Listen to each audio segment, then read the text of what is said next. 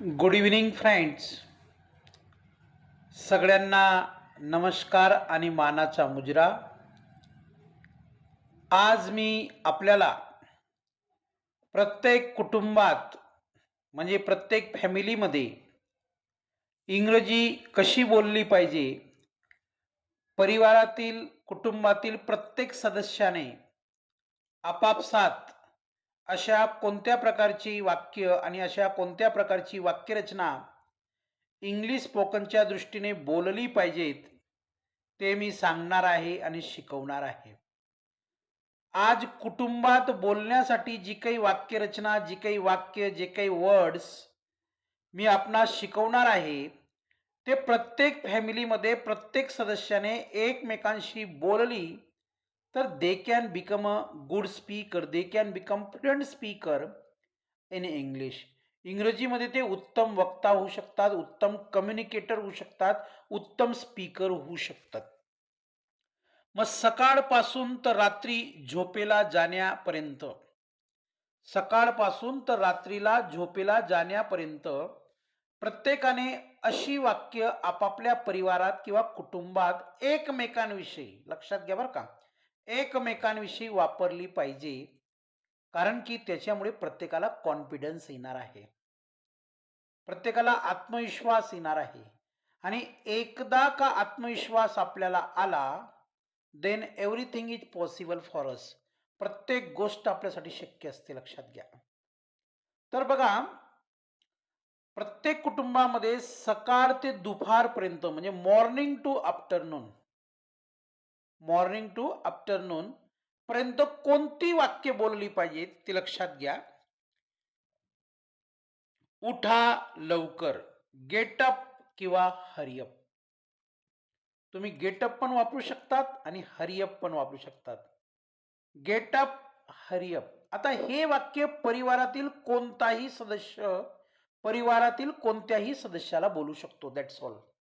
उठा लवकर, getup, हरिअप.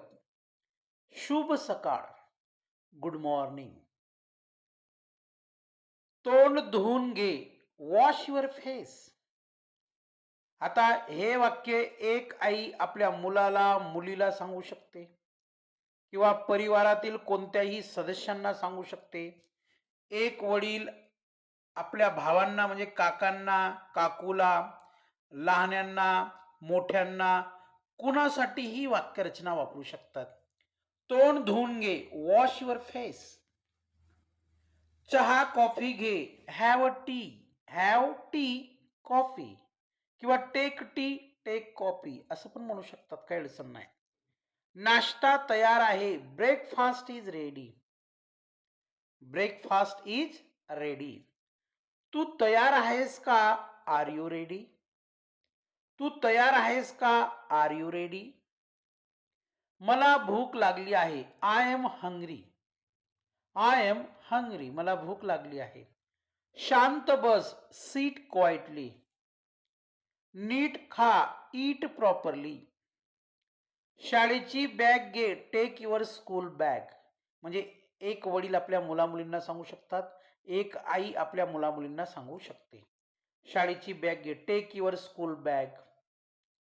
Right. Take your water bag, take your compass box, take your umbrella, take your pencil, take your pen, take your eraser. अशा वेगवेगळ्या प्रकारची वाक्य आपण वापरू शकतो. आपली आई आपल्याला सांगू शकते किंवा आपले वडील सांगू शकतात किंवा परिवारातील मोठ्यांपैकी कोणतेही व्यक्ती आपल्याला सांगू शकतात. राईट. तर या ठिकाणी कुटुंबात वापरली जाणारी एकूण पहिल्या स्क्रीनवर अराउंड आपण जवळपास 10 वाक्य पाहिलेली आहेत. आता पुन्हा अजून काही वाक्य बघूया.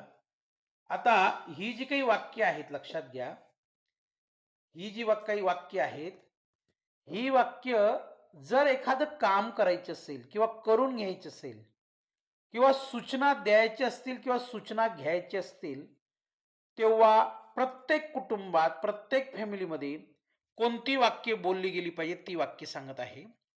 आत ए. आपण कुणाला तरी म्हणू शकतो ना कुटुंबात, आत ए, कम इन. बाहेर जा, गो आउट. इथे बघ, लुक हिअर. मला मदत कर, help me.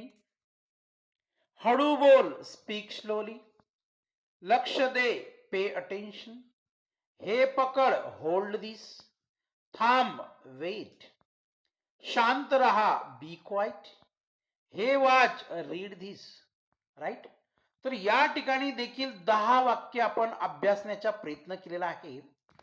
Such a sentences we can use among family members, with each other, with one another.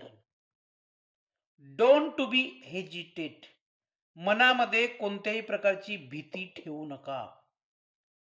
Practice makes a man perfect. Without practice, we can't speak English.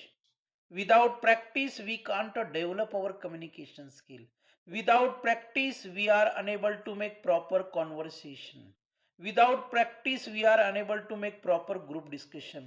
Various problems can be arise due to the lack of English spoken knowledge. Are you getting to what I say? आपल्याला समजत असेल मी काय म्हणत आहे. त्यासाठी धीर धरा, प्रयत्न सोडू नका. Don't quit. राईट. त्याच्यानंतर पुन्हा अजून 10 वाक्य आपल्यासाठी मी घेऊन आलेलो आहे. ही जी 10 वाक्य आहेत, ही 10 वाक्य संध्याकाळ तर रात्र होईपर्यंत प्रत्येक कुटुंबामध्ये प्रत्येक सदस्याने आपापसात बोलली पाहिजे किंवा एकमेकांना शिकवली पाहिजेत. तर बघा, खेळायला जा, go to play.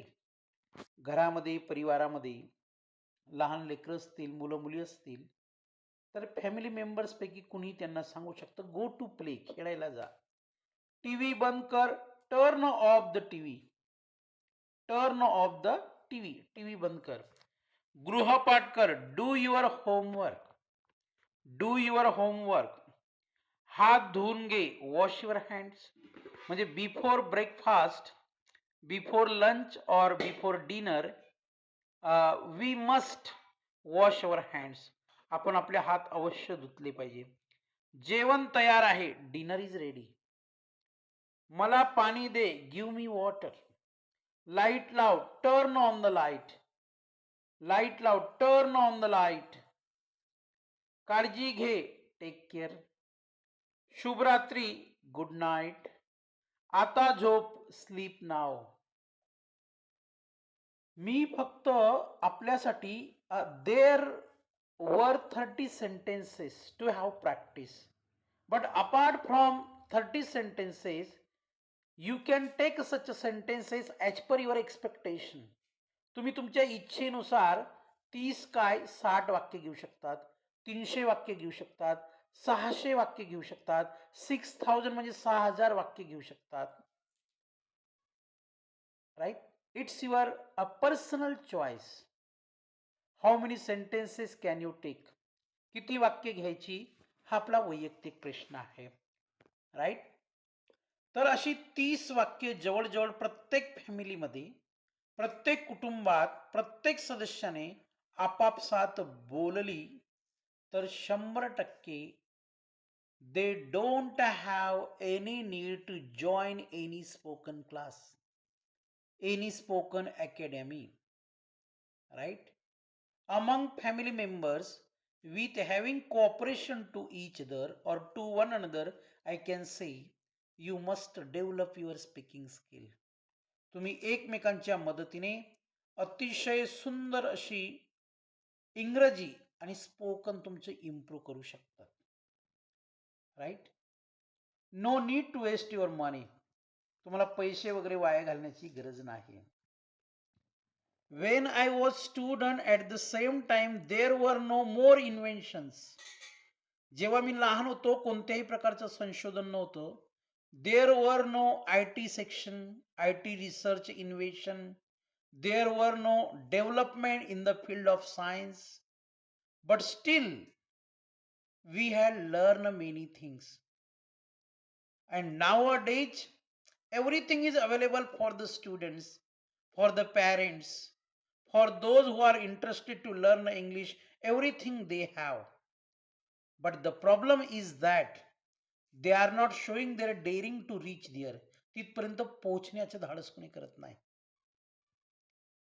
I think video तुम्हाला आवडला असेल. खूप सुंदर नॉलेज आजच्या व्हिडिओमधून भेटलं असेल आणि माझी सर्व माझ्या आदरणीय पालकांना, विद्यार्थ्यांना, श्रेष्ठ, वरिष्ठ, लहान, थोर, आदरणीय सर्वांना कळकळीची विनंती आहे. हा व्हिडिओ जर तुम्हाला आवडला असेल तर कमेंट्समध्ये येस, नो पाठवा. मला मोटिवेशन मिळते. आपल्यासाठी असे नवनवीन व्हिडिओ मी घेऊन येत असतो. माझा एकच उद्देश मला शिकता यावं, इतरांना शिकता यावं. Thank you very much. धन्यवाद.